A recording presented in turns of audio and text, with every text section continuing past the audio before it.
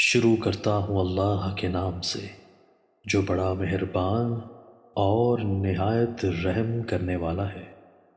حضرت ابو قبصہ انماری سے روایت ہے کہ انہوں نے رسول اللہ صلی اللہ علیہ وآلہ وسلم سے سنا۔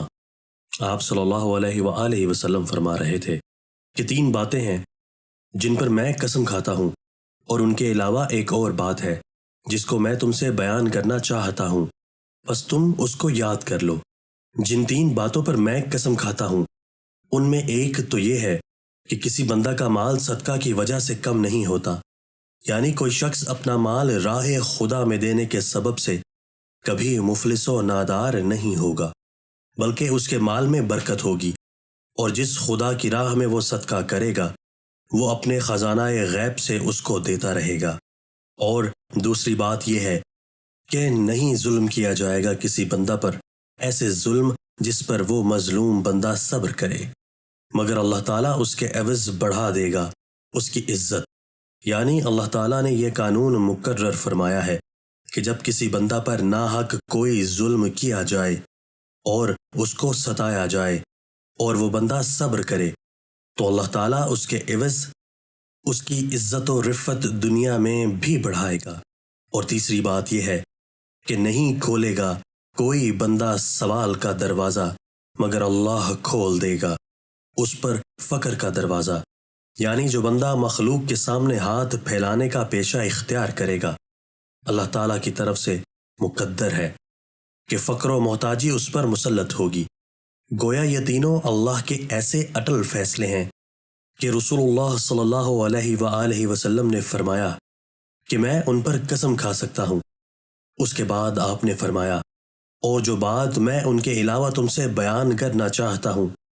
جس کو تمہیں یاد کر لینا اور یاد رکھنا چاہیے، وہ یہ ہے کہ دنیا 4 قسم کے آدمیوں کے لیے ہے، یعنی اس دنیا میں 4 طرح کے آدمی ہیں۔ ایک وہ بندے جن کو اللہ نے مال دیا ہے اور صحیح طریقے زندگی کا علم بھی ان کو دیا ہے، بس وہ اس مال کے صرف و استعمال میں اللہ سے ڈرتے ہیں اور اس کے ذریعے صلہ رحمی یعنی اپنے اعزاء و اقارب کے ساتھ سلوک اور ان کی ہمدردی کرتے ہیں، اور اس میں جو عمل اور تصرف کرنا چاہیے اللہ کی رضا کے لیے وہی کرتے ہیں۔ بس ایسے بندے سب سے اعلیٰ و افضل مرتبہ پر فائز ہیں۔ اور دوسری قسم وہ بندے ہیں جن کو اللہ نے صحیح علم اور صحیح جذبہ تو عطا فرمایا ہے لیکن ان کو مال نہیں دیا، بس ان کی نیت صحیح اور سچی ہے، اور وہ اپنے دل و زبان سے کہتے ہیں کہ ہمیں مال مل جائے تو ہم بھی فلاں نیک بندے کی طرح اس کو کام میں لائیں، اور اللہ کی ہدایت کے مطابق وہ جن اچھے مصارف میں صرف کرتا ہے ہم بھی انہی میں صرف کریں، بس ان دونوں کا اجر برابر ہے۔ یعنی دوسری قسم کے ان لوگوں کو حسن نیت کی وجہ سے پہلی قسم والوں کے برابر ہی ثواب ملے گا، اور تیسری قسم وہ لوگ ہیں جن کو اللہ نے مال دیا اور اس کے صرف و استعمال کا صحیح علم اور صحیح جذبہ نہیں دیا،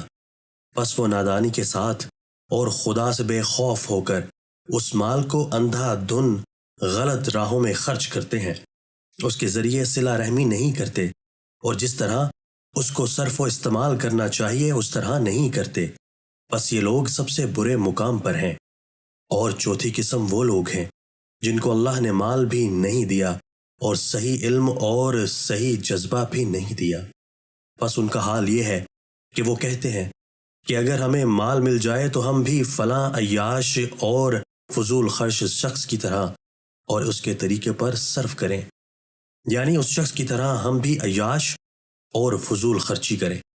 بس یہی ان کی نیت ہے، اور ان دونوں گروہوں کا گناہ برابر ہے۔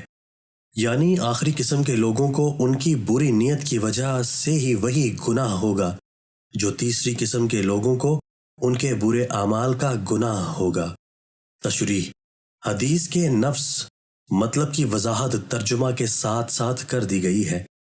البتہ یہ بات ملحوظ رہنی چاہیے کہ برے عمل کی جس نیت پر گرفت ہے اور جو گویا برے عمل ہی کی طرح گناہ ہے وہ عزم کا درجہ ہے، یعنی بندہ کو اس گناہ کا شوق اور اپنی طرف سے اس کے گزر جانے کا مصمم ارادہ ہو، چاہے کسی مجبوری کی وجہ سے پھر کر نہ سکے، بس جب کسی گناہ کی نیت اس درجہ کی ہو گئی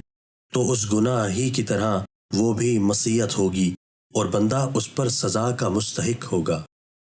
دوستو، اللہ تعالی ہمیں ان احادیث مبارکہ پر عمل کرنے اور اپنی زندگیوں کو سنوارنے کی توفیق عطا فرمائے۔